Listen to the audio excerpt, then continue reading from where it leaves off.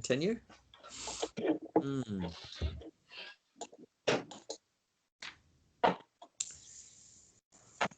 Om Jnanatimrandasya Gananjana Shalakaya Chakshurunmalatam Yena Tasmai Shri Gurave Namaha. Who'd like to read English to that?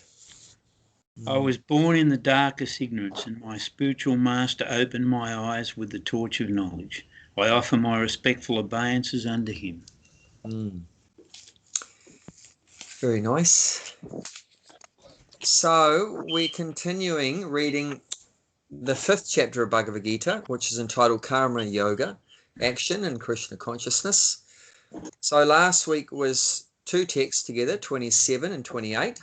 So now we're on the final verse of the chapter, text 29, which is known as the peace formula verse of the Bhagavad Gita, the peace formula verse, very famous verse. I've quoted this verse a lot. And just a little recap on last week's verses.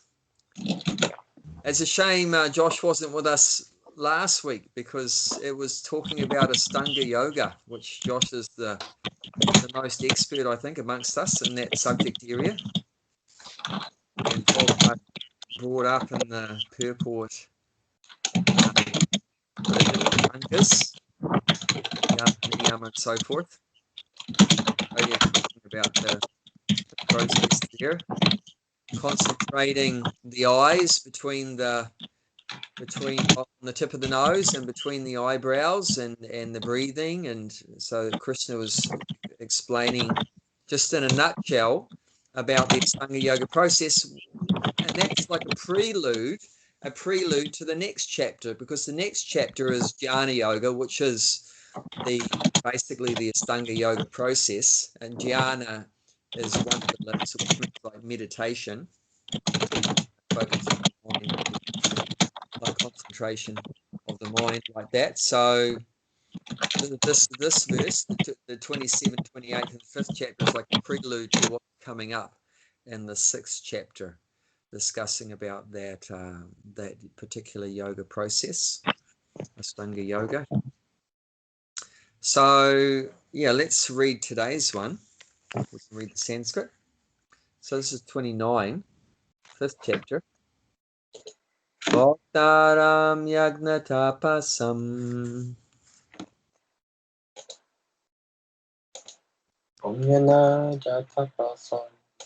Sarvaloka Maheshwaram Suridam Sarva Bhutanam Yadvamam Shantim Richiti. Janavamam Santim. And Bhakti Mala's just joined us. Welcome, Hare Krishna. Bhakti. So we just started reciting Bhakti Mala, the last verse of the 5th chapter, which is text 29, which I explained as regarded as the peace formula verse of the Bhagavad Gita. So we'll read the Sanskrit once more. Practice makes perfect. Bhaktaram yagnatapasam Sarvaloka Maheshwaram Suridam Sarvabhutanam Yatvamam Shantim Richiti.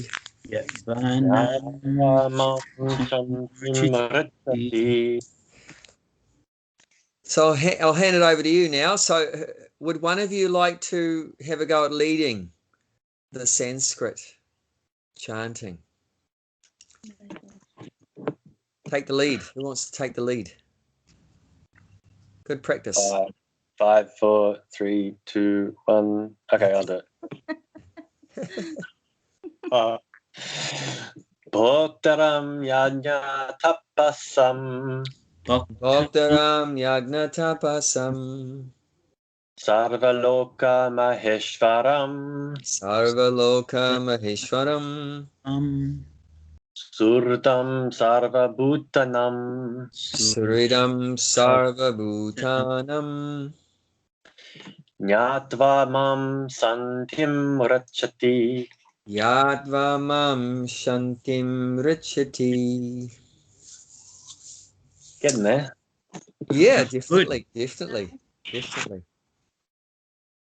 a very important verse. Okay, Bhakti Mala, you like to read English, please? A person in full consciousness of me, knowing me to be the ultimate beneficiary of all sacrifices and austerities, the supreme lord of all planets and demigods, and the benefactor and well-wisher of all living entities, attains peace from the pangs of material miseries. Doesn't that sound good? Who would like to achieve that? Peace I'm in. from the pangs of material miseries. I'm in. Yeah. But what's required to get that is these three prerequisites to achieving that peace. Of course, we all want that result of peace, but are we prepared to pay the price? So what's the price? What's the price for achieving peace? Freedom from material miseries? Three installments, 3 payments.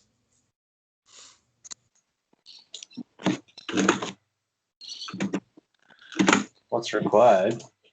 Yeah, what's required? So not knowing. Well, you go.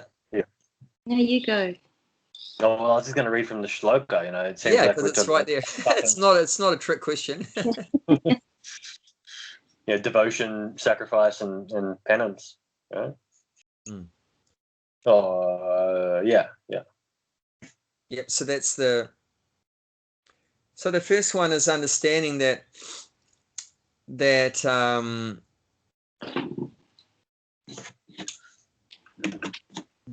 the supreme being, who we call Krishna in this scenario, but I mean he's known by other names also, so that's okay as long as it's a recognized name in a particular scripture. That's okay. But the supreme being should be seen to be the beneficiary of all of our activities, all the sacrifices that we do, all the austerities that we do, that the supreme being is the enjoyer of that. Because do you all understand the meaning of the word beneficiary? Like we use that word, right? And with the unemployment benefit, right? If you receiving some benefit from the government, you're called a beneficiary. Do they use that word in Australia? I mean, they definitely use it here. Yes, in New they Zealand. do. Yeah. So you're receiving some benefit there. You're the recipient of some benefit. So also whatever the activities you're doing is producing some results. So that all the activities you're doing, the results should be given for the Lord's benefit, for the benefit of the Supreme Being. Does that make sense? Or the purpose, why are you doing the activity? For what purpose? You're doing it to please the Supreme Being. You're doing it to satisfy the Supreme Being. So this knowledge, this particular knowledge is what's required to help us achieve real peace. To know that the Supreme Being is meant to be the beneficiary of all of our activities that we do. You know, the results, whatever results we're getting should be offered to the Supreme. And whatever work that we do, whatever austerities that we do, difficult austerities means, you know, that you're doing something that's difficult. But why are you doing something that's difficult? You're doing it. Often people will do something difficult. I'll give you an example. We may study for many years at university, and that's difficult, isn't it? Especially before exams. Yep. You know, you might not sleep before exams. You might not eat. So you're fasting. And sometimes you even have debts. you know, and you have to work hard to pay that back. You're hoping that later on you'll get a job as a result of having that certificate, but you don't know that for sure. And then you're hoping that you'll get a job and you'll be able to pay back your debts from when you were a student. So, I mean, there's a lot of austerities, isn't it, if you think about it? Or even if you've got a job, right? And has anyone ever experienced a traffic jam before? Put up your hand. So that's very difficult. I mean, you're risking your life just getting to work and back home. You know, it's so much risk and it's just so stressful and everything. It's not easy. It's difficult. So, but why do most of us perform these difficult activities? For whose benefit? Usually for our own. For our own benefit, right? But here Krishna's saying, do all these difficult things for my benefit. You've been doing it anyway. It's not that we've never done austerities before, but we've done so many difficult things, but for our own purpose, for the purpose of pleasing our own senses, our own sense gratification. Welcome, Gulshan.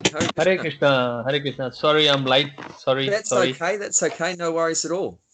And we just started the last verse of the 5th chapter, text 29. Yeah. So we're just going over the translation of the last verse of the 5th chapter.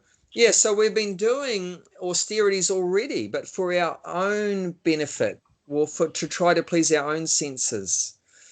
And there's so many difficulties involved in trying to please our own senses or our family senses or so forth. Of course, you know, the man might be saying, oh, I'm working so hard for my family, for their benefit, you know, for my wife and kids. You know, so he's doing it for his own benefit or someone else's benefit. But here Krishna's saying, if you're going to do something difficult, something that's austere, you know, do it for my benefit, to please me. Do it to satisfy me, to please me.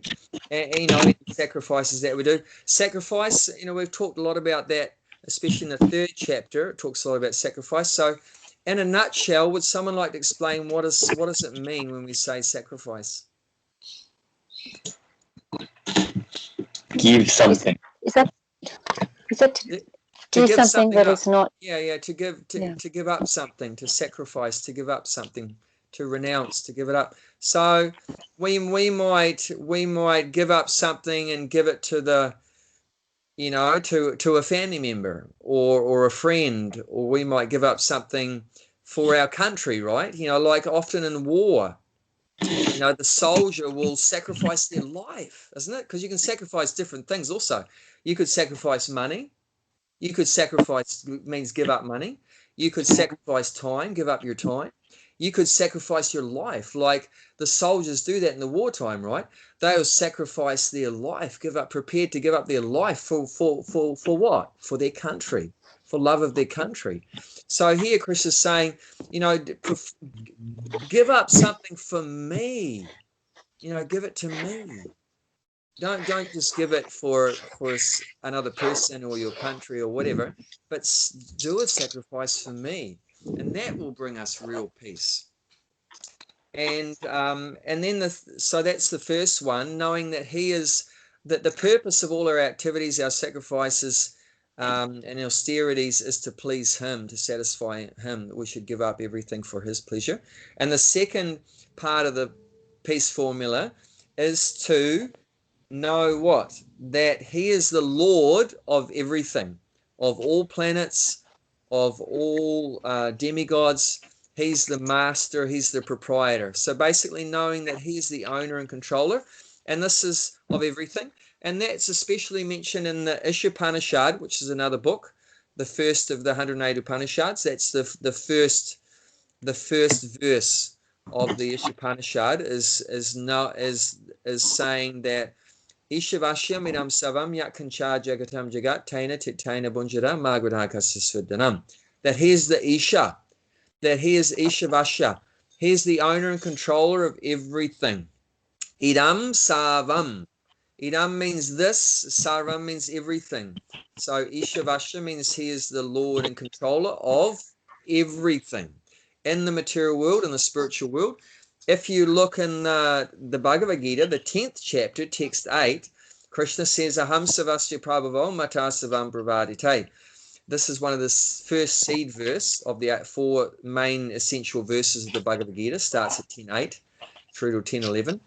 And then he says there that I am the source of the spiritual material world. Everything emanates from me. Means everything comes from me. So there's some feedback or like this. What's that? There's some background noise. Yeah, I can hear it. There's some background someone noise talking? somewhere. If you've got background noise, you might want to mute it while you've got the noise going on. All right. That's okay. That's okay. No problem. So yeah, I was just saying, 10th chapter, text 8, Krishna declares there that he's the source of everything in the spiritual material worlds. So because everything comes from him, he created everything. Therefore, naturally, he's the proprietor. He's the owner. Does that make sense? Yep. You know, you might challenge, well, why is it that God has to own everything? Why does God have to be the owner of everything? Why are you saying God owns my house? God owns my car. No, it's my car, my house. It's my money. Why are you, Hare Krishna, saying that all money is God's and all the houses and the cars and the mobile phone? What do you mean? Even my mobile phone belongs to God? What do you? How can you say that? So why is that? What is the logic, the reasoning behind that the Supreme Being is the proprietor or owner of everything? Because all of those things. Sorry, Bhaktimala, you speak. No, you go. Well, I'm sure you could answer better than I, but yeah. But because all of those things, they're Krishna's energy. Without his energy, none of those things would exist. Yeah, nothing would exist. So it belongs to him because he created everything. He says in the 7th chapter, text 4 and 5, that the earth, water, fire, air, space, mind, intelligence, ego, and then the 5th verse, then the souls also, they're his energies. So he created everything. And what is your phone made out of? Earth and water and air, different material elements. So, he's, without Krishna, this phone doesn't exist. So, I mean, it belongs to him. So, and because it belongs to him, then who should benefit from it? Who should enjoy it? Obviously, Krishna. Obviously the proprietor should be the one enjoying the thing. Like, can you just, rock up to Bob's house and just enjoy his fridge and everything in it and his bed and his lounge? And no, especially not without his permission. Of course, if he gives his permission, that's okay. But, he is in Bob's house, he is the enjoyer of those things. And if someone comes into Bob's house and starts using all of his stuff, then what are you going to think, Bob? Well, I'd write you quite a nice note.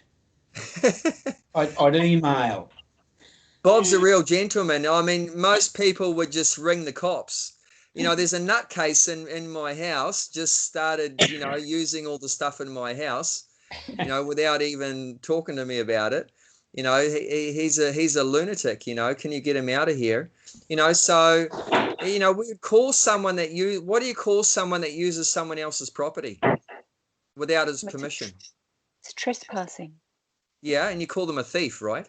Yeah. So actually, that's the position of the living entities in the material world. If we utilize the property of the Supreme without at least knowing who it belongs to and recognizing the original owner, the real owner, then we become thieves. And what's the result of the life of a thief?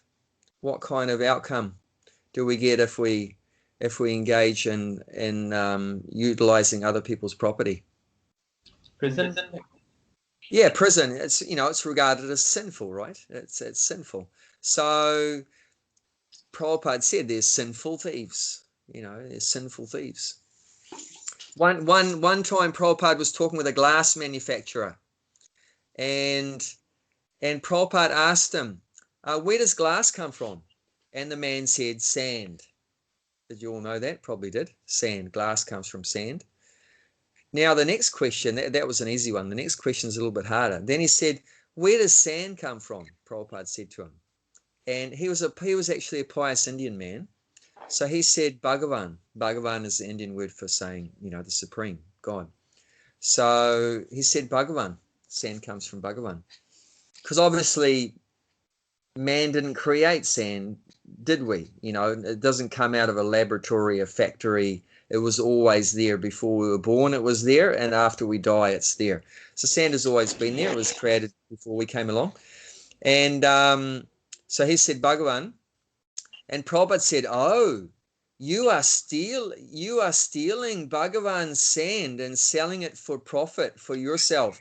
You are a thief." He said, "You are a thief." And the man was a bit defensive. He said, no, Swamiji, I am giving some donation to the temple.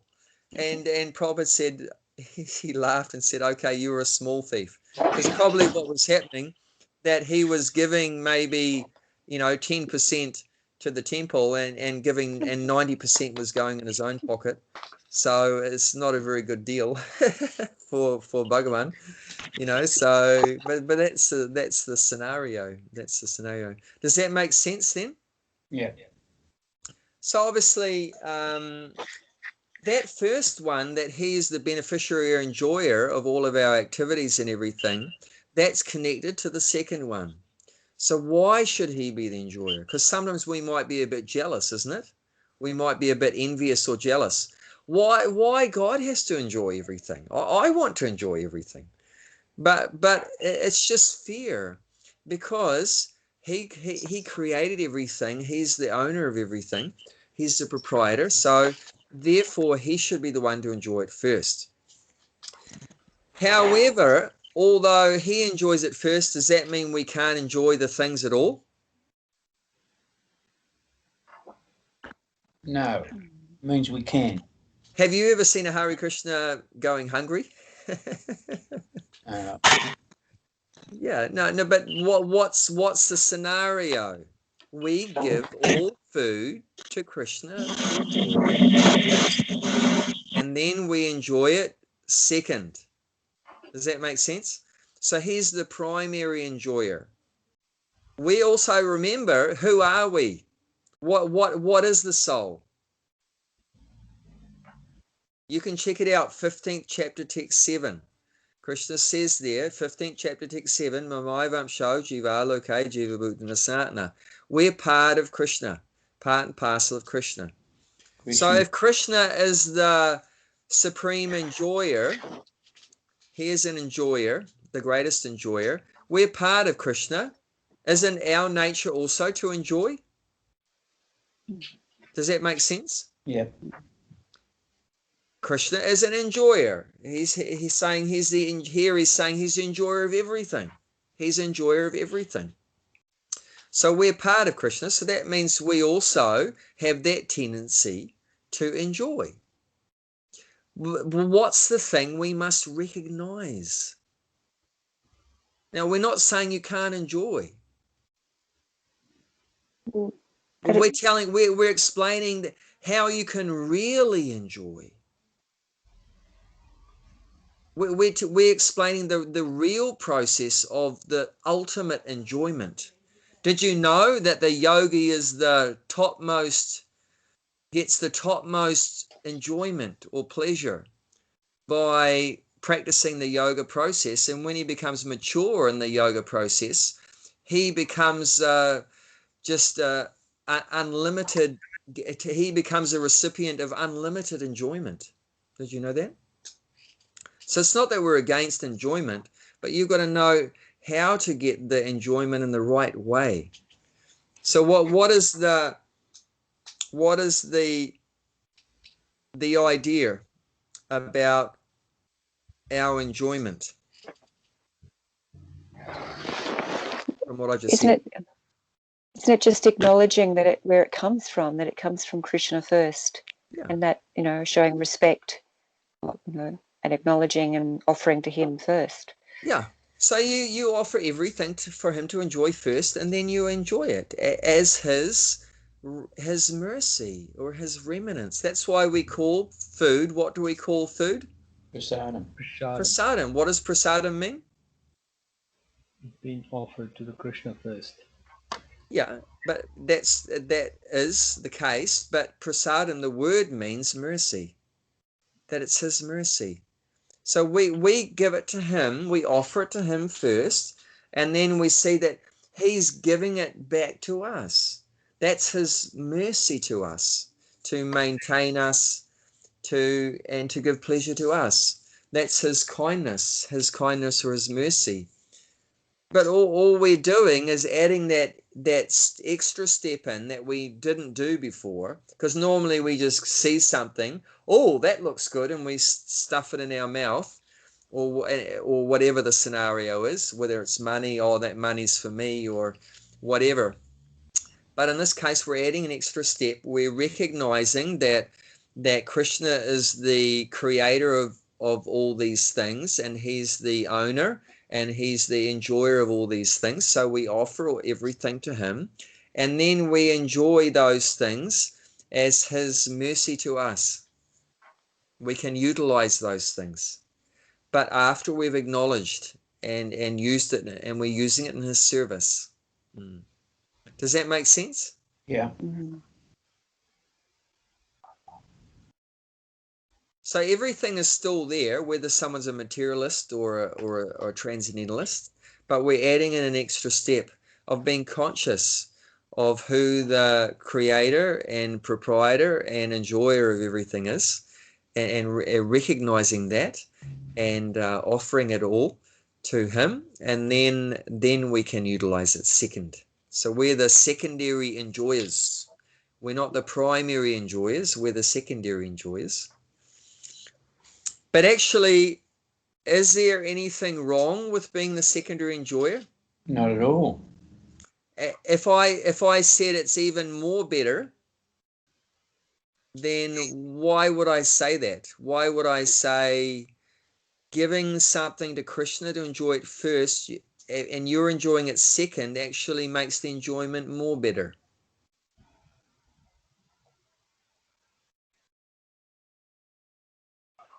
Because it's a loving exchange. I guess. Yes, that's it. Yeah, because then you've added something very special to that material thing. You've added love to it. Like if I just see some food and I just gobble it, you get a certain experience out of that for sure. But if I see some food and I think, well, this food comes from Krishna, let me offer it to him. And you offer it obviously with some feeling is there. So you have some faith and some love there. And you offer that food to him with some love, some faith. And then after you've given it to Krishna, then you enjoy it. Then that food tastes even more better. And many of us, I'm sure, would experience that. That food, after it's offered, tastes better, doesn't it? I've had many people say, why does this food taste so good? I cook the same stuff at home, the same rice, the same dal, the same curries, the same paneer, the same sweets, but your ones always taste better. Why is that? That's because we've added that very special ingredient of love into that whole process, and that's bhakti. That's for the meaning of bhakti yoga. Bhakti means love, so you're serving with love, and that's what really satisfies the heart. That's what satisfies the soul, and that's real enjoyment. That's real enjoyment. So the yogi enjoys actually more than the materialist. So it's not that we're against enjoyment. What we're against is that material enjoyment, which is minus God, minus Krishna, minus the Supreme, just selfish enjoyment is actually very small, very insignificant enjoyment. We want to get the permanent enjoyment, that is ever increasing and is unlimited. And we're going to come across that in the 6th chapter, the next chapter, text 20 to 23. We looked at those verses, I think, last week, where it talks about, let's have a quick look ahead. 6th chapter, text 20 to 23. This is one of my favorite verses. One of my favorite verses in the Bhagavad Gita. Who wants to read it? Whoever reaches it first and wants to have a read. 20 to 23.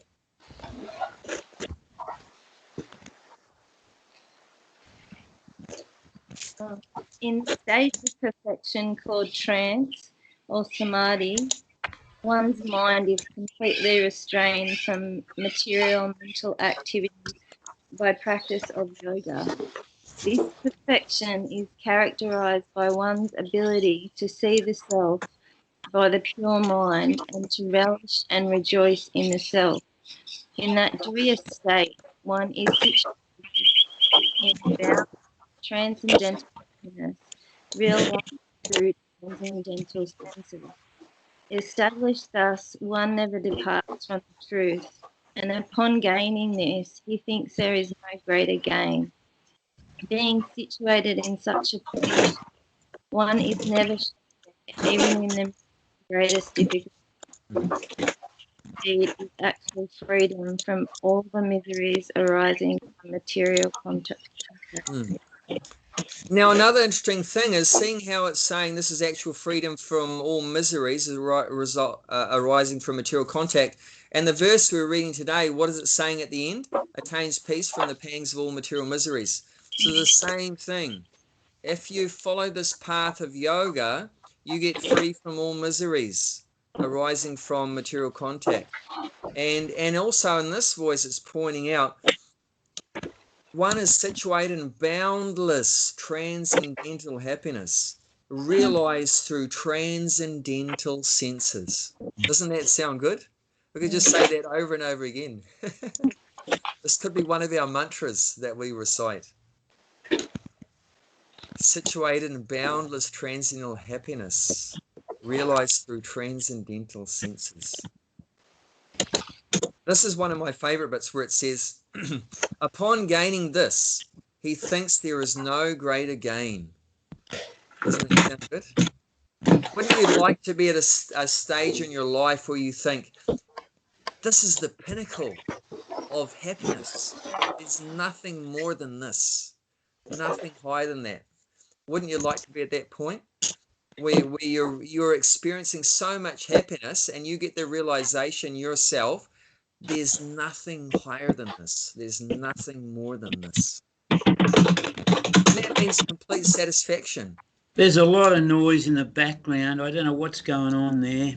Okay, it's a bit hard to concentrate. Too much, yeah. Okay, please, everyone, just watch out for any noises around you. And at that point, you know, you're so happy and you're thinking there's nothing more than this, and the miseries don't even touch you anymore. And then this is at a point where you're still in the material world, but you're not affected by the miseries. And how's that possible? How can you be in the material world, which has so many miseries around you, birth, old age, disease, and death, but you're not affected by any of them?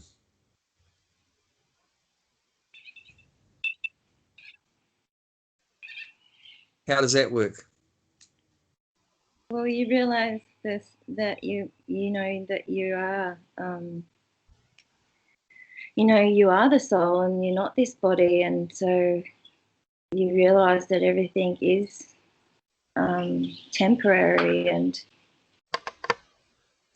I guess that is a sense of detachment, and within that, realizing the self, you're also realizing having that relationship with the super soul as well, and so you're having that within you, so that nothing else sort of matters then,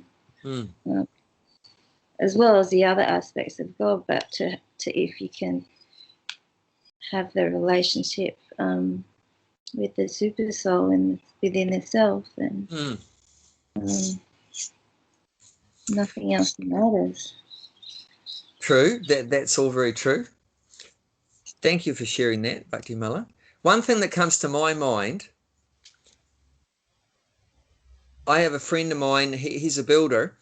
One time he was using a skill saw. It means a machine saw with a circular blade that spins around real fast.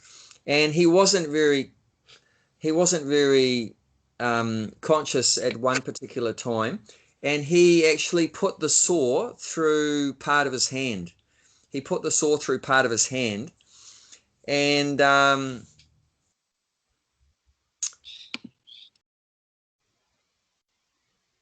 he felt the pain at which point?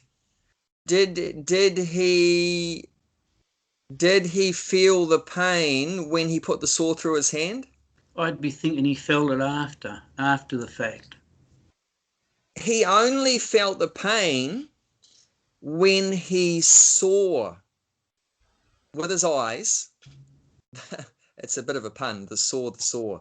When he saw the saw had gone through his hand, then he felt the pain. But when the saw went through his hand, he didn't feel anything. It's only when he became conscious. When he became conscious that the saw has cut through my hand, oh my God, then he felt pain. So what I would like to try to get you to understand is that it depends where your mind is, where your consciousness is. If you're fully absorbed in the material world, you're going to feel everything. All the pleasures, all the pains of the material world. But if your mind is somewhere else, if you take your consciousness, your mind somewhere else, out of this material world, which God is beyond the material world, within our heart, or you're thinking about the spiritual world. But if you keep your mind, your consciousness fixed on the Supreme, then you can actually get free from the miseries of the material world because you're not conscious of them anymore. They're still happening around you, but you're not. It's like a whirlpool, but you're right in the middle of the whirlpool, but you're not affected by it because you're not thinking about the whirlpool anymore. You're not thinking about the whirlpool. Your thoughts, your mind, your consciousness, you've taken it beyond the whirlpool of the material world. Does that make sense? Yep. And that's why I said the International Society, right? ISKCON, International Society of Krishna Consciousness, because Krishna conscious. You've got to become Krishna. You've got to be conscious of Krishna. You've got to become conscious of the Supreme Self, of the Paramatma or Bhagavan. Take the consciousness away from the material world. So even though while you're still in the material world, but your consciousness is always fixed on the Supreme. And of course, the easiest and best way to do that is by chanting Hare Krishna. But somehow or other, and the sixth chapter is going to talk about a mechanical process, how you can, through this mechanical process of Ashtanga Yoga, you can achieve the same result of withdrawing the mind from the external world. And Josh could probably say a few things about that if he wants to. But that's the same, you're achieving the same purpose, but through, the means is slightly different, but the purpose is the same, to withdraw the consciousness, to withdraw the mind from the external miserable material tabernacle changes to the internal. Would you like to say anything about that, Josh? Yeah, well, there are many techniques, but the thing that I like to emphasize to people, in my experiences as well, is that the techniques alone are not enough. Because you can withdraw your mind from the material world, but as we know, that's sort of what the impersonalists do, and it's also just what nihilism and people kind of taking large amounts of drugs recreationally. It's kind of just to obliterate consciousness and your experience, So it's like you definitely do need to, in some way, escape or withdraw, but you're so much better off if you know or have some idea what you're going towards. You let go of your attachment to the material, and if you can be graced with the knowledge that actually you want to turn around and seek what is in the opposite direction, then you can go there. But I think that a lot of people get stuck. They detach successfully, but they still don't sort of turn around and seek anything else. They just sort of almost lose their self. Yeah, I get what you're saying. Yeah, that's very true. Yeah, so it's not that we're trying to just cut off from the material world like what the impersonalist or the Buddhist is doing. We are doing that, but we're the alternative is that we are entering into a positive, loving relationship with the Supreme. So that's the difference. But that detachment from the material world is the same in all cases. But with the impersonalists and the Buddhists, it's a very difficult path because they're not replacing it with anything. They're just trying to cut off from the external miseries. And look, the gift, like a teacher, a competent and useful teacher in this day and age is absolutely 100% someone like yourself, Abhay, who can present things in an uplifting fashion to anyone, no matter what, whether they're coming from atheistic or religious backgrounds or anything like this. It is just the exception to the rule. There's so many people are just teaching. They're just teaching from a book. They're saying the book says this, the book says that, and that's what my teacher told me, and that's what the teacher told me. But this, we may resort to the knowledge and to the texts frequently, but they've got to be communicated in a way that is attainable and useful. Otherwise, it's just another religion. Yeah, just armchair philosophy. Yeah, we don't want to just become armchair philosophers, but we want to present something that can be practically applied in life, and we can get the benefits from that application. Something that is beneficial, right? Beneficial, not just in following rules. Following rules gives people a false sense of attainment. Hey, I'm a good this, I'm a good that because I follow the rules. That's not attainment. Yeah. Oh, very good points. Very good points. Yes. So how do you get the knowledge? You mentioned that, Josh, the knowledge. And what's the Bhagavad Gita? Is that the knowledge or Bhagavatam and all that? It's passed on through the gurus from Prabhupada and disciple there. So there is a knowledge, or it's just the information? I think the Bhagavad Gita is a beautiful text. Yeah, I think that. But how do you know it's a beautiful text? It's been passed on. This is how I feel about it. What do you mean I feel about it? Somebody told you and you agree? No. I feel about it. I for a long time thought I had not read the Bhagavad Gita, and I had resisted reading it because I thought, judging by the way that I had seen it kind of talked about in popular culture, I thought, oh God, this is like the crazy religious part of Indian spirituality. These are the guys that chant, and they're just the same thing as Christianity, but with different texts. It's just their Bible. And I thought, so I just avoided it because I didn't want to spoil. I was enjoying Indian metaphysics so much. I did not want to spoil my experience by seeing this kind of crazy stuff. And then I finally read like a little summary of the Bhagavad Gita, like a chapter by chapter summary. It was about like 50 pages. And I thought, wow, this is just yoga. This is just yoga. There is no need to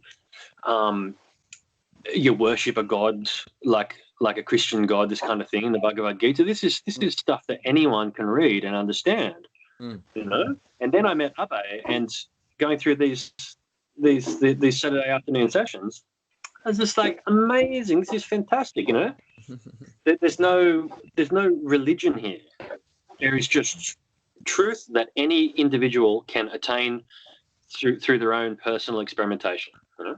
Application of the ideas. There's no you will go to hell if you don't do this. You know.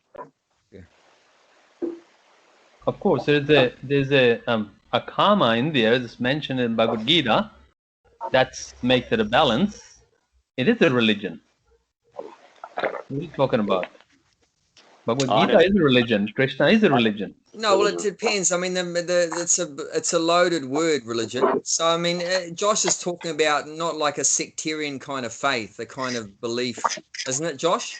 Like a sectarian kind of thing, like I'm a Christian, I'm a Hindu, I'm a Muslim, a sectarian kind of thing. Yeah, whereas, and anything that anyone that tells you that you have to that you have to put aside your own personal verification of these ideas for some later time is a charlatan. Like you are here to apply this yourself in this lifetime, in this moment, not, you know, in some future lifetime, maybe one day you'll be granted, you know, these gifts. It's like, no, now is the time, right now, not tomorrow even. You know, you don't have to earn this stuff. You know, I mean, there are certain things you need to do, but it's not a matter of like a judgment and someone apart from you that will eventually give you what you need. You know, that is the model that is so easy to be corrupted. You know, these people that teach you, they are your helpers, and they are Krishna's helpers, and you are the one that will personally feel and experience the effects. Yeah, Prabhupada himself preferred to call this a spiritual science. Science of self-realization. Yeah, they got a book there as well. Yeah. It's a process. You follow the process, and then you get results as you're going along. Yeah, there is a process there. You have to follow that. It's not like it's not a story book. Anyone can read and understand that. You got to believe in their Prabhupada, then you understand. If you say Prabhupada was nobody and start reading Gita, it'll be like a storybook. You have to be connected with that. Huh? Prabhupada did not write the Gita. He translated that. Yeah. I didn't say he write. He translate. Yeah. So I'm believing Gita. Like, for example, if you go to the medical school, if you don't believe in the teacher, how can you become a student and become a doctor? I mean, you can read that on the Google and then become a doctor, and you're not going to get a job in John Hander because you read that on a Google, and I'm a doctor. You got to go through the school and the uni, and there is a professor there, and you have to connect with the disciple succession in order to get their permission, and then you'll become a doctor. Bhagavad Gita is a beautiful text that is bigger than any one person who translated it. So what's there are different translations of the Bhagavad Gita. Yeah. As well, so many. There's many hundreds even. Prabhupada. We do need a translation, isn't it? Without translation, we maybe don't understand. Yes. Yeah. So we don't. There's going to be different levels of benefits. Whoever worship the knowledge, the message, not the messenger. How to get the knowledge from the messenger? You didn't get the knowledge without messenger. That's right, but you don't worship the messenger. You use the knowledge. So there's a false Messiah. Yeah, but you gotta worship the messenger. Otherwise, you will not get the knowledge. It will be just information. There is an information and knowledge. There is a difference. When information become a knowledge, when you are worshipping a messenger, that's what I think. Well, I mean, when information becomes real knowledge is when you apply it. So apply and believe it. I mean, definitely. I mean, there is definitely some level of respect there, which you could say is within the word you're using, worship. Just the fact that we are hearing that knowledge, that information, and that we have some amount of faith to try and apply it in our life. That is a sign of respect. I mean, you could be externally saying, you know, so many airy fairy praises and that to someone. But if you don't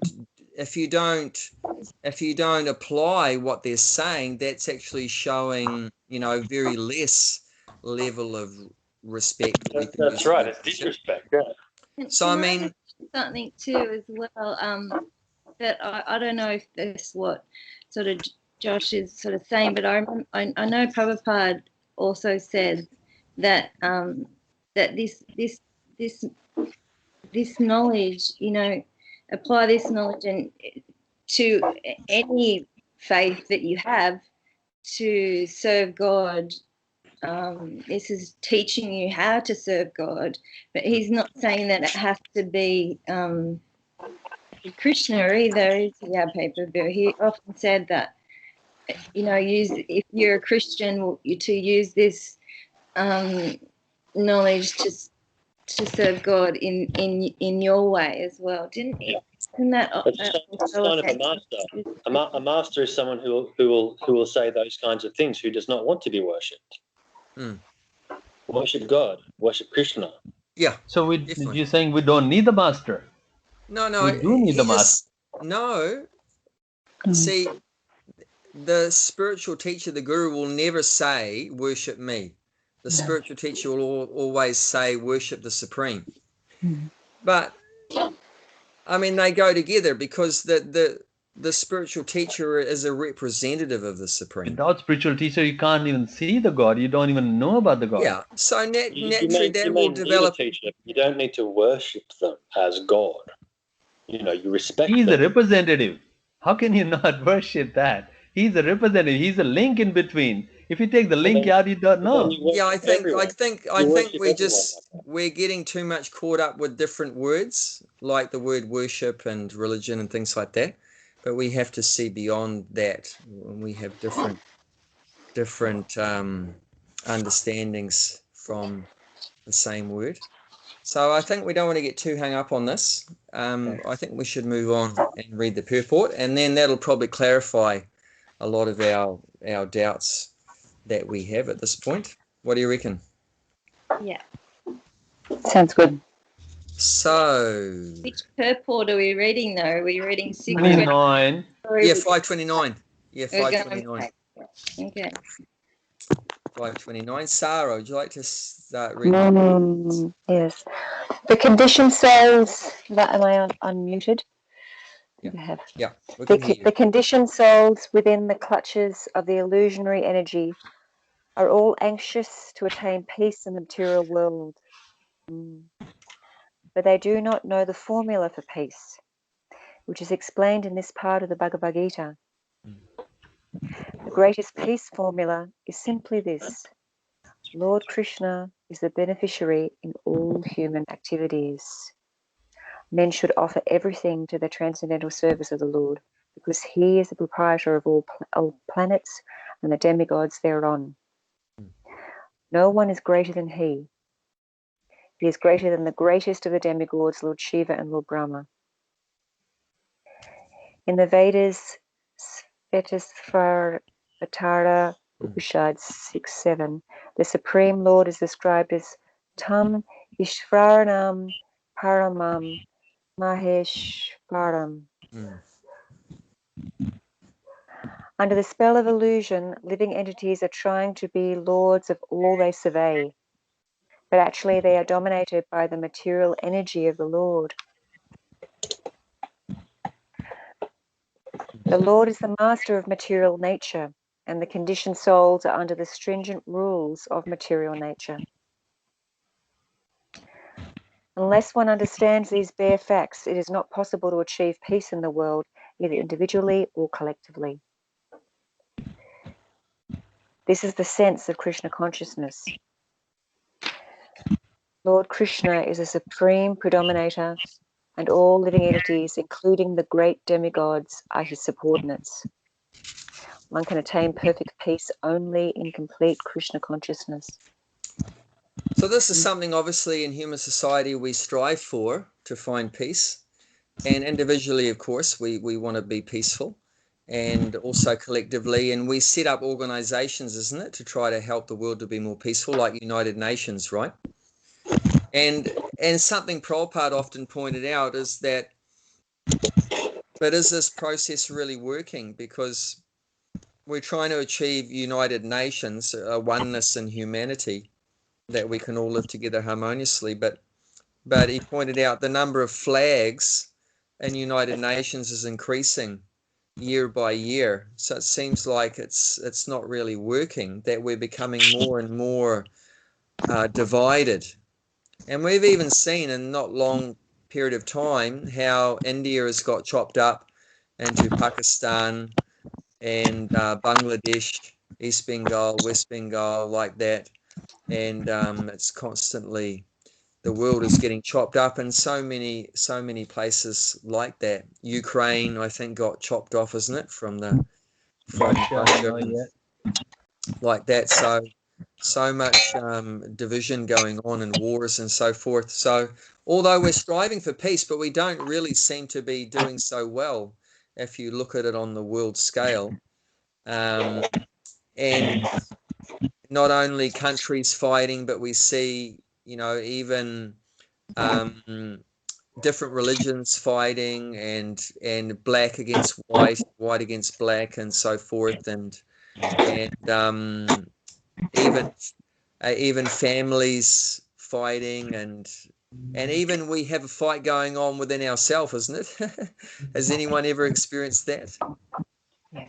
That we have this internal turmoil going on, and there's no peace. There's conflict even within ourselves going on.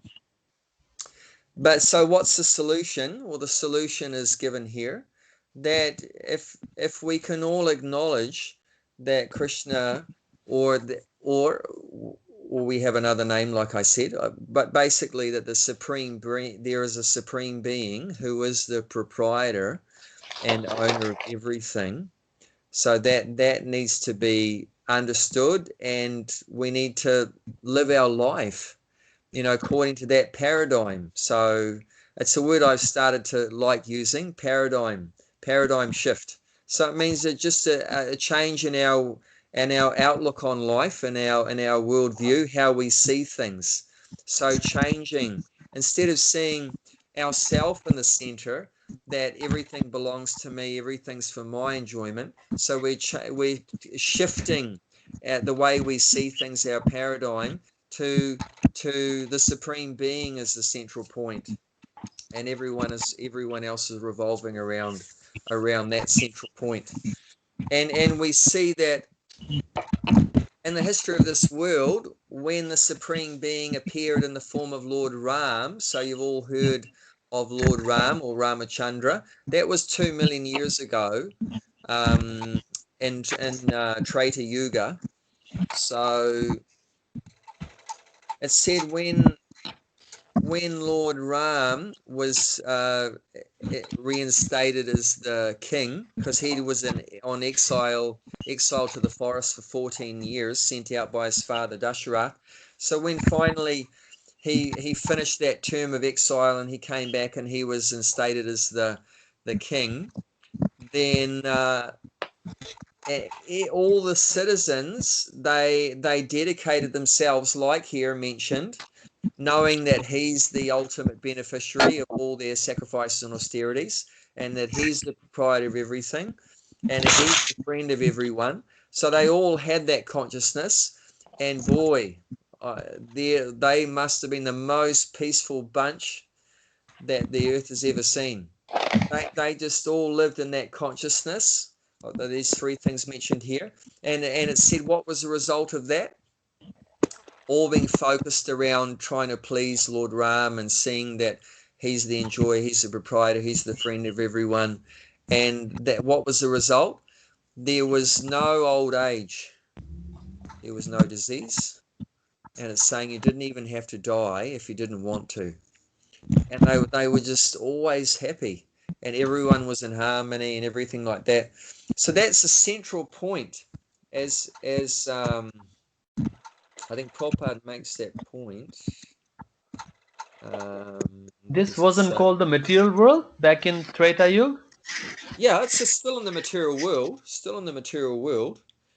So, Prabhupada uses this is the sense of Krishna consciousness. Lord Krishna is the supreme proprietor. And Still so getting heaps of background noise as well. Still some background noise. Okay, just be careful, everyone, with the noises.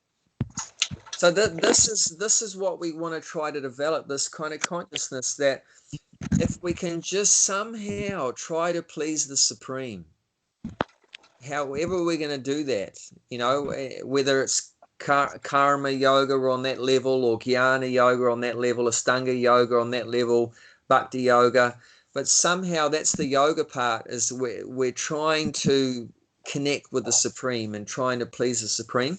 Somehow or other we try to please the Supreme, and we have that faith that somehow if I can just please the Supreme, then we're all going to be happy. Then everyone can be happy. And that's the basic principle of Krishna consciousness, that we have that conviction. There's a conviction, and that a growing conviction. As our knowledge develops, we develop more conviction that if I can just simply try to please the Supreme, please Krishna, then all of our desires will be fulfilled. And what do we desire? We desire peace, right? And you can have it. You desire happiness, right? You can have it. You want peace and happiness for your family. You can have that.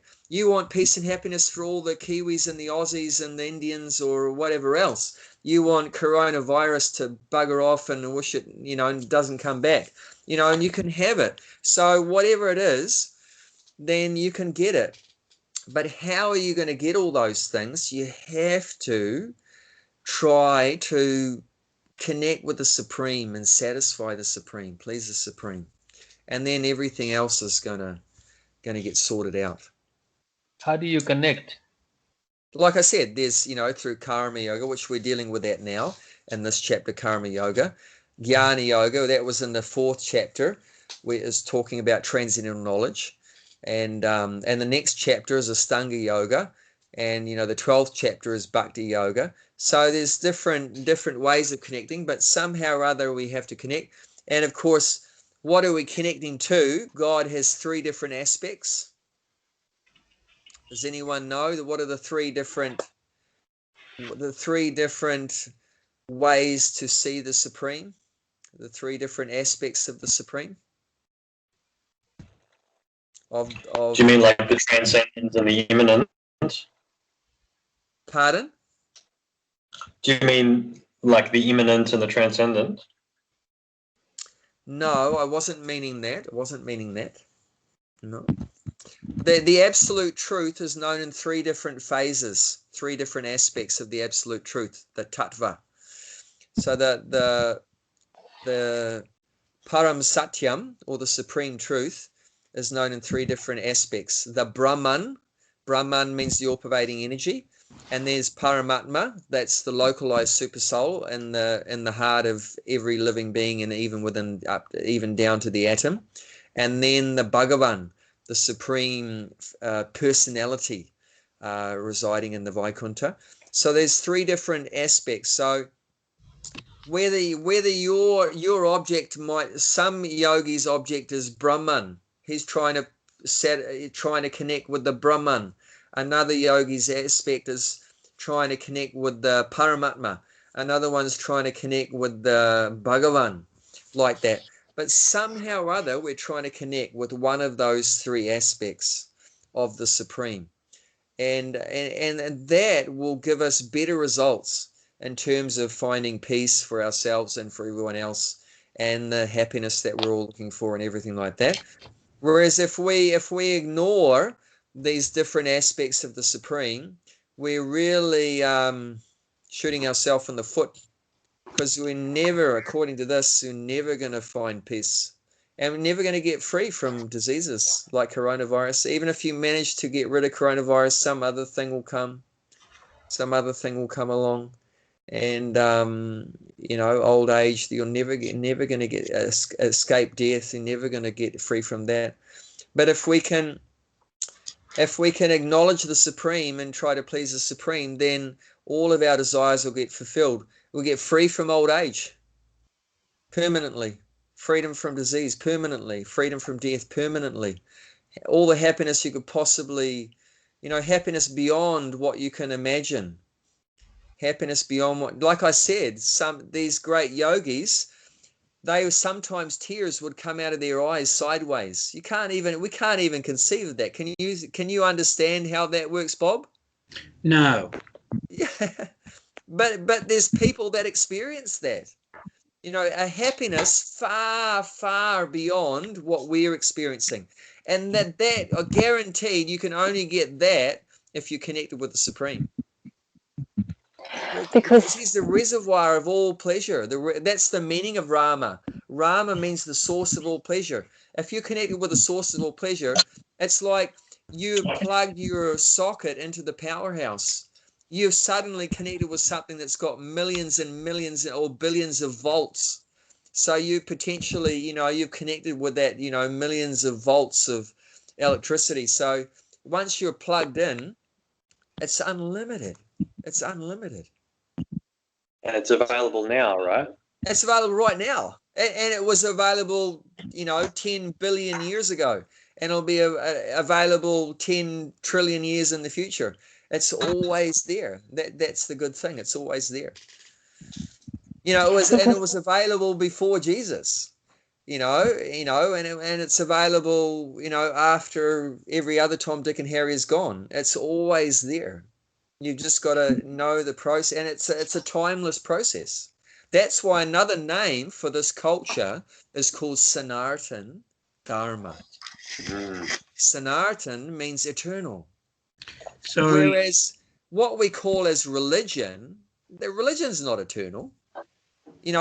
Christianity has a beginning, and Muslim has a beginning, and Hindu has a beginning and an end.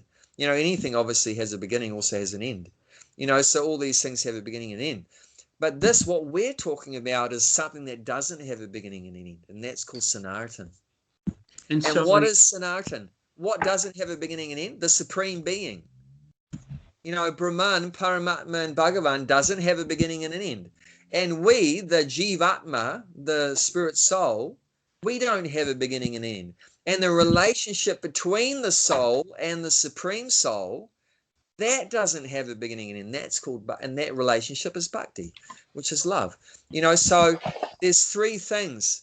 There's the Supreme Being, and then the tiny individual being, that's us, and the relationship between the two. Those things don't have a beginning and end. So that's what Sanatan Dharma deals with, those things. It doesn't deal with, you'll never read anywhere in the Vedas where it talks about Christian, Hindu, or Muslim. The word doesn't even come up. Even the word Hindu doesn't come up. You won't find the word Hindu once mentioned in the Vedas. But what you will find in the Vedas is Brahman, Paramatma, and Bhagavan, and the Jiva, which is the soul, and bhakti, the loving relationship between. So those things, they're Sanatan. And that's honestly, Abhay, that few minutes of discussion just there, like, that's what I'm talking about. You are very, very talented. There's few people that would be able to express the wisdom like that. Thank you very much. I'm glad I met you, sir, and I have to go and teach yoga. Okay. See you, Josh. It's a pleasure. Thank you. See you guys. See you, Josh. Okay, take care. Hare Krishna. Happy teaching. I suppose, may I comment, Abhay? Yeah. May I come? Because then it's like we're realizing, we're responding then to what our original nature was, which is spiritual. And so then at that point, then we're more able to realize and remember that relationship with Krishna and connect with that. But until we can do that, well, we're still covered over and attached to, and conditioned by material energy and attached to those things. It's becoming caught up with everything that Maya does. Then it's very hard to. Yes, it's very important to come back to remembering that we're just, our original nature is is an energy, is spiritual and part of Krishna. So once we do that, of course, there's that bliss that you're talking about. Yeah. Thank you for sharing that, Sarah. That's very nice realization. Very nice realization. Yeah. And of course, I mean, Prabhupada does use the word religion, but he uses it in a different way. He says the real religion of the soul is to love God. Now, you can love God being brought up in a Christian family. You can love God being brought up in a Muslim family. You can love God being brought up in a Hindu family, being brought up in an atheist family, like ourselves. You know, we were brought up in an atheist family. We were never brought up as Christian or Hindu or Muslim or Buddhist or anything. We were brought up an atheist. But we have come to the point of loving God. So that's what he would explain that religion in that context. That religion means to love God. And if you forget that, if you don't do that, then he would say, what is your nonsense, Christian, Hindu, Muslim, whatever? You've missed the point. You've missed the boat. You know, so many rules and regulations and whatever else like that, believe in everyone. But, you know, you haven't developed love for God. So that's the real meaning of religion, which most modern day religions have ignored that, you know, foundational point. Even, I think, isn't it the first commandment of the Bible is to love thy Lord with all thy heart? Isn't it something like that? Yes. You know, but how many do that? You know, so that was the point Prabhupada kept coming back to. Real religion means to love God, you know, and you can do that from any background, any country, any color, creed, anything like that. And if we want to achieve real peace, we have to transcend these bodily differences. We have to rise above this black and white and Christian, Hindu, Muslim, man, woman, everything, and just realize that there's one supreme being, and we're all children of that one supreme being, and we all have an eternal loving relationship with that one supreme being, and in that consciousness, then we can achieve peace. But unless and until we accept those points, then we're never going to find real peace. And unless we direct our energy to trying to please the Lord, then we're never going to be happy. I mean, imagine you're living in your father's house, your children living in the father's house. Is it possible that you're going to be happy if you upset your father? No. Well, there's some lovely bird in the background confirming what we're saying. Is it a bird or a doorbell? No, it's a bird. It's a bird. So that was a good sign. Krishna is there. Yeah, you can't be happy if you're in your father's house if you peeve him off, if you upset him. You know, you got to recognize. I've been kicked out. I didn't even upset my dad. Still, I've been kicked out. I don't know why. Yeah, but not only don't upset, but you got to try to please. You know, and you know, some gratitude, some appreciation. You know, thank you for everything you're providing and all this kind of things. It's not a perfect example because sometimes our parents in the material world are not very nice parents, but in this case, you know, Krishna's the ultimate parent. He's, like it's mentioned, this is the third one in the peace formula, that he's the friend of all living entities. He loves everyone. That as a supreme father, he loves everyone. Our material parents, sometimes they're not very friendly and loving, but he is most friendly, most loving, and he's also, you know, he's the proprietor, he's the controller, so we should try to please him. It's only logical, it only makes sense. You're living under someone's control, they're doing everything, then you should try to please them, isn't it? It's just logical, isn't it? Yeah. I mean, it's like you're living in a country, right? You're living under the control of the government. you have to try to please the government, right? At least don't try to upset them, because if you upset the government, isn't it, Bob? If you upset the Australian government, what's your life going to be like? They'll cut my pension off.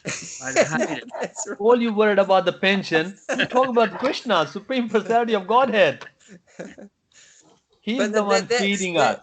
You just take that same principle and expand it till you reach the top boss, and that's Krishna. So with that same principle, you don't want to, upset the people that are maintaining you and that are controlling you, and like that, and you want to try to please them. And that's just going to be a better life. That's going to be a better life for us and everyone else. So that same principle, we take it up right to Krishna, and that's just makes sense. Just like if you go against the government, your life's going to become miserable. So, and they're so much more powerful than us. I mean, how are you going to fight the government? It's simple as whom would you like most? The person go along with you or person go against you? Obviously, person go along with you. Yeah. Isn't it? Yeah. And then that's the same thing with the Krishna. Yeah. So like I'm saying, this is, Prabhupada called it the spiritual science. It's just so logical. Why do we go against the Supreme Controller? It's just like do we hate ourselves? What do you call that when you hate yourself? There's a word for that. People that inflicting misery on themselves. There's a name for that kind of person. Sadist? No, there's another name. Not a sadist. A masochist? I think masochist. Yeah, could be Yeah, masochist. When you like inflicting pain on yourself, is that what we want to do? We're going against God is like that. We're like masochists. He's a supreme controller. He controls even our breathing, our heartbeat, the food that we eat, the money, the amount of money that we have, the house that we live in. Everything is in control of my arms moving and eyes working, and you're going against him. It just doesn't make sense. What's narcissistic? Is that the word you were thinking Well, of? that could have been. I'm not sure. There's something cystic. Sarah would know. Narcissistic is different to masochist. Masochist, I think, is more inflicting injury, self-suffering, whereas narcissist is more like it's all about me. Narcissist is all about. There's a story of the Greek myth of Narcissus, and he looked at his reflection and he became so enamored by his reflection in the water. Anyway, that's another story.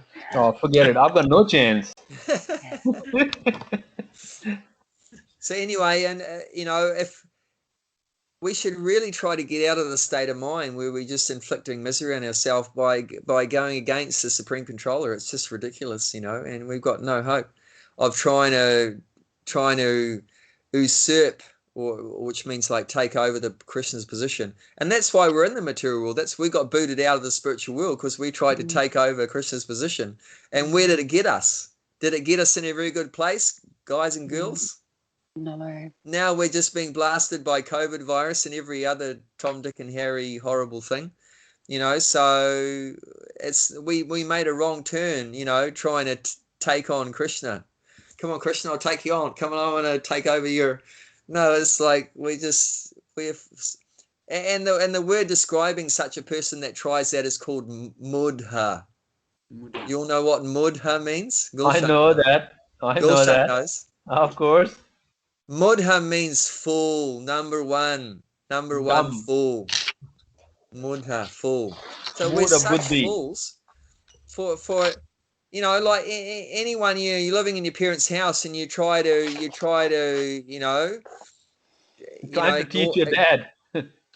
Yeah, you want to take out your dad or whatever like that, or abuse your dad or something. I mean, what an idiot. You're just a moron. So we should give up this stupid behavior, wake up, snap out of it, and just, thank you, parents, for everything you've done for me, and, what can I do for you? Like Prabhupada said, the only thing I ever asked my guru, I only ever asked him one thing. He said, how can I serve you? So this is what an obedient son should be like. just like, the Guru is like our spiritual father. That said that our first father is we take birth from the first father, but our real father, our eternal father, is the spiritual master, the one who opens our eyes, isn't it? Opens our eyes. We're born in the darkness of ignorance. Is open our eyes with a shining torchlight of transcendental knowledge. So the one who opens our eyes is our eternal father. And Prabhupada's saying, I only ever ask one thing: how can I serve you? So if we have that attitude as obedient children, my dear father, how can I serve you? It's one of the book that I was reading, the religious book, that Guru Granth Sahib.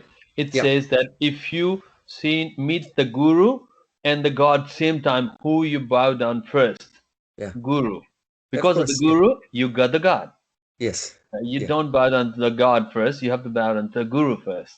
Yeah. So generally, we go into any Hare Krishna temple. Prabhupada's murti is there, and also Krishna's murti is there for him.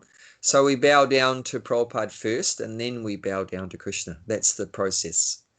Because of Prabhupada, we doing all this Skype because of Prabhupada. Yeah. So otherwise we won't be here.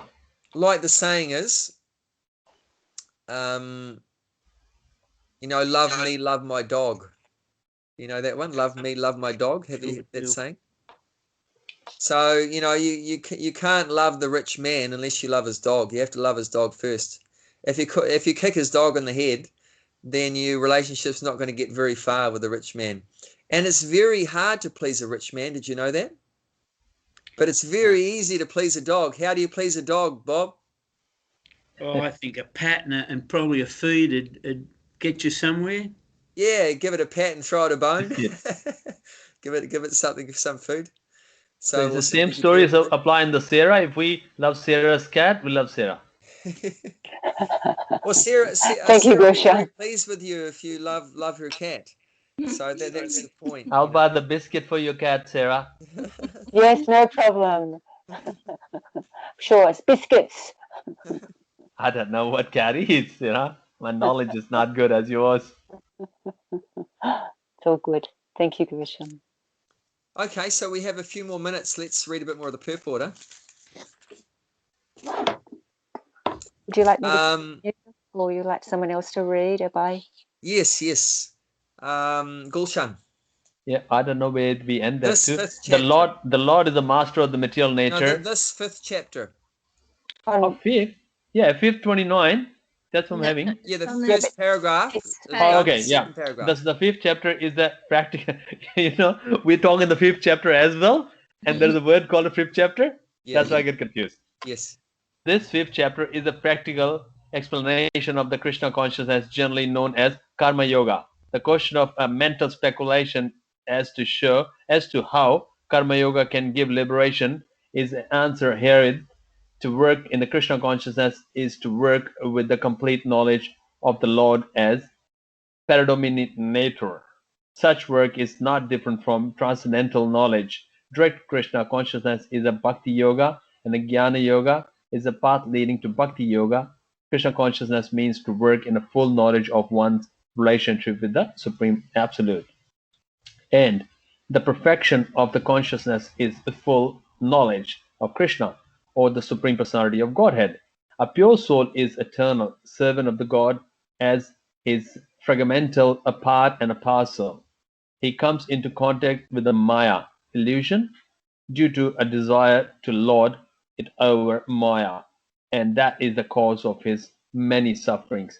As long as he is in contact with the matter, he has to execute work in terms of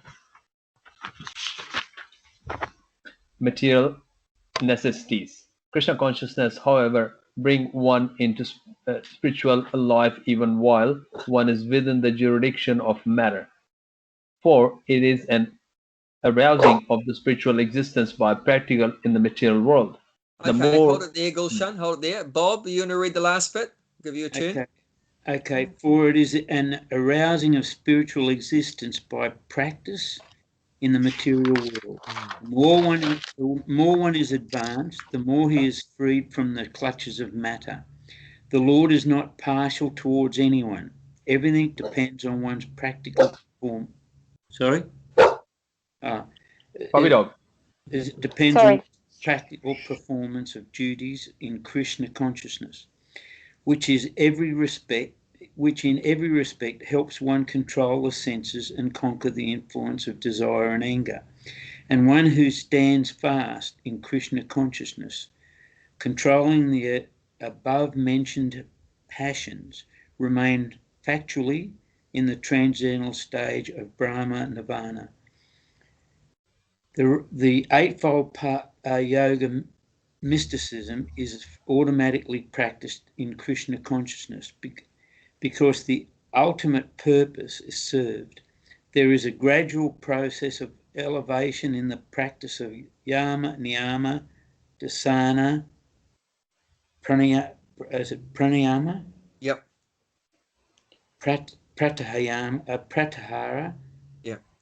Adhara. Dharana. Yeah. How do you say it? Dharana, dhyana, and samadhi. Dharana and samadhi. Ooh. The only perfection is devotional service, which alone can award peace to the human being. It is the highest perfection of life. Thus in the Bhaktivedanta purport to the 5th chapter of the Srimad Bhagavad Gita in the matter of karma yoga, or action in Krishna consciousness. Very nice. So, very nice summary Prabhupada's given here of the 5th chapter.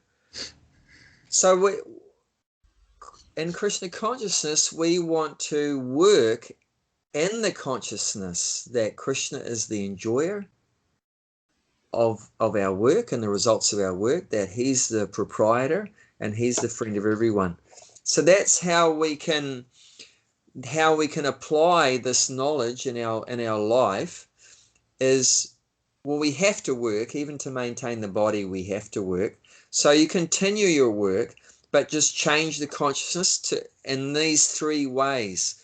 So while you're doing, whether it's teaching exercises or yoga, or you're cooking, managing a restaurant, or cleaning something, or cooking, or doing, any kind of office job, factory job, think that I'm working for Krishna. He's the proprietor. He's the boss. I'm working for Krishna. He's the enjoyer of whatever I'm doing, and he's my real friend, and he's everyone's real friend. So this is Krishna consciousness, and we continue exactly what we're doing, but just changing the consciousness like that. And by doing this work, this will also have the added benefit, as Prabhupada's mentioning, it will help us to control our desires and control our anger and so many things like that. It's very important to keep active. You've all heard the saying, right? An idle mind is a devil's workshop. You all heard that? Yep, you bet. It's very important. We have this material body. We need to keep it engaged in positive activities so that we don't get swept away by our idle mind. We need to keep our mind engaged by using the senses in Krishna's service. So if we use the body's made up of senses, so if we use these senses, this body in Krishna's service, and in positive activities of Krishna's service, that will help keep our mind under control. Otherwise, if we stop our activities, there's a good chance our mind may wander onto lust and greed and anger and envy and pride and so many things like that, which are very damaging. So because it was mentioning, remember previous verses about the symptoms of someone who's liberated in the Supreme. So it was saying, to liberate in the Supreme, you have to be free from desires, free from anger, so forth. So this is practically how to achieve that. We should always be busy in some kind of work, one way or another, some kind of activities, and that way we can rise above this lower nature and use our body, use these activities to try to do something for Krishna, to try to please Krishna, try to help Krishna that Krishna will be happy with us, that we're doing some work for him. We're growing some flowers for him, or we're cooking something for him, or we're helping people to be healthy. We're helping people to be healthy so they can serve him more, or we're trying to help people to be happy by connecting them with Krishna. We're teaching them about their relationship with Krishna and knowing that they're going to be more happy. And how do we know that people are going to be more happy if they become Krishna conscious? By our own practice. Yeah, because we weren't Krishna conscious before and we weren't happy. And now we are, to some degree at least, Krishna conscious. And we've become a lot more happy ourselves. So by our own personal experience, we know that this process works. If it's worked on me... I think more than happy, like, we are next level of the happiness. It's called a satisfied. Like when you had a good meal, you fill your tummy, you're satisfied. Yes, Krishna is there. That's it. It doesn't need to worry about anything. Yeah. He's there. So we want to share that satisfaction and happiness with others. And that's right. And Krishna will be pleased. Krishna will be so pleased. That's why I just keep dancing in the bhakti tree. People doesn't know why. Yeah, that's so nice. So it's a very natural process, very natural. And in that way, we're becoming liberated, and we're helping others to become liberated also. Yeah, and we'll find, lasting peace. We'll find lasting peace. As long as we just try to satisfy the senses, running after trying to satisfy the senses, there's no peace. There's so much anxiety and fear and just running after material desires like that. The best thing is to try to satisfy Krishna's desires, try to please Krishna, his senses, and then automatically we become peaceful. Not only you, actually, your generations as well. They mentioned that to be getting a peaceful too. Whatever your generations, like, your father, your grandfather, and yes, they're getting a peaceful as well. Because if you are in the Krishna consciousness, connection is there, is very strong. It's mentioned in the Ramayana. Yeah. Then definitely your 6-7 generations become liberated. Yeah. And don't think that everyone has to accept this formula for it to work.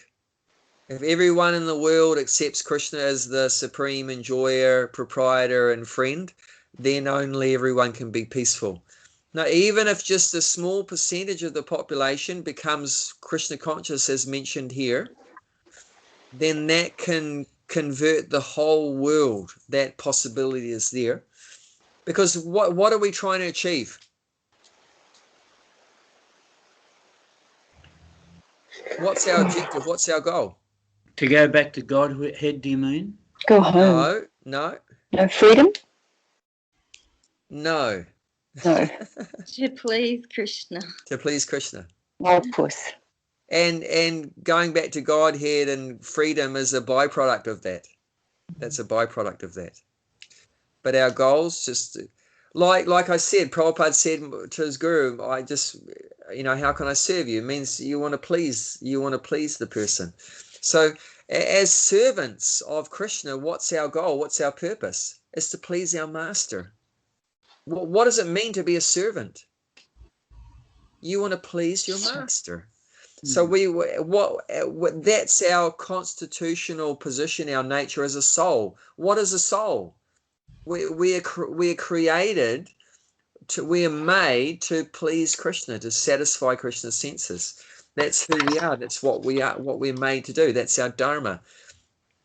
So if we can actually fulfill that purpose and please Krishna, if Krishna is pleased, he can just turn everything upside down. He can make it from a miserable world to a peaceful world if he wants to. Krishna has that power. And there's many examples of that. We're over time, so I won't go into all the details. But there's one pastime in the Krishna book, for example, where Indra upset Krishna by pouring the heavy rain, and Krishna had to lift the Govardhan hill and protect everyone on the pinky, for 7 days. Afterwards, Indra, he became very humble. He gave up his pride and became very humble. And he offered very nice prayers to Krishna after that happened. And he gave Krishna a bath with the water from his elephant, Airavata. And at that time, a cow came, Sarabi, and also gave Krishna a bath with her milk. So after Krishna was satisfied by these nice prayers of Indra and the getting a nice bath from the elephant and the cow, Krishna was so pleased. And at that time, it's mentioned that Mother Earth just produced so much food, an abundance of so much food all over. The grains were coming out of the earth, and fruits from the trees, and minerals from the mountains, and like diamonds and emeralds and sapphires and everything, and pearls from the ocean.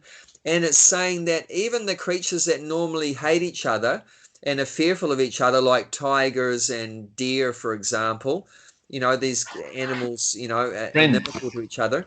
So they became friends. They became friends. So that was happened 5,000 years ago when Krishna was on Earth. So that is the basic principle of Krishna consciousness.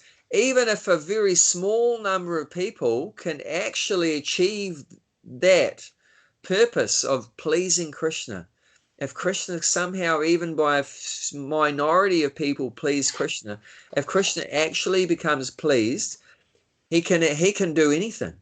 There's nothing that's impossible for Krishna. Krishna could wipe out coronavirus in less than a second if he wants to. He could take away all our diseases and old age and whatever if he wants to. He could liberate everyone if he wants to.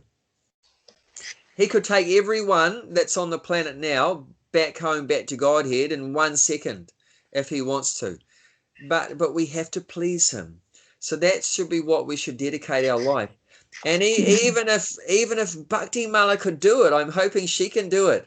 Or even if Bob can do it, or Gulshan, someone, even one Sarah, even if one of us can actually please Krishna enough, he can make my life will get better, and your life will get better, and everyone, and all the animals and the birds and the fish and everyone, we can all get liberated or whatever. So anything's possible. So that's the basic principle of Krishna consciousness. All of our endeavors, all of our energy is dedicated to please Krishna. That's the most effective use of our energy. Instead of I'm trying to please Tom, Dick, and Harry, is getting no good result out of that. Just try to please, focus on that. Somehow or other, my life's purpose is to please Krishna. If I can please Krishna, then everyone's life will be successful. Does that make sense? Yes, of course. That's exciting. Hare Krishna.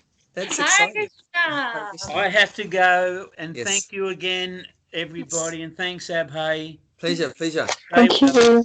Bye. It's mentioned that Krishna lives in the devotees. If you please the devotees, Krishna's happy. True. Yes, definitely. So you know, Yasya it's prasada Bhagavat prasad. If you that's please it. So it's like direct Krishna. It's I don't think so. I'm on that level. All I can do just you know, helping the devotees and pleasing devotees, serving the devotees, Yeah. and Krishna will be happy automatically. Yeah. Okay. So thank you very much. Hare Krishna. Hare Krishna. Hare Krishna. Hare Krishna. Krishna. Thank you, Abhay. Thank you. Pleasure. Enjoy your stay in Auckland Thank you very much. with your parents. Yeah. And all the best for you also. Thank you. Thank you. Take care. Nice to see you again. Likewise. Hare Krishna. And how have you been, Bhakti Mala? Yeah.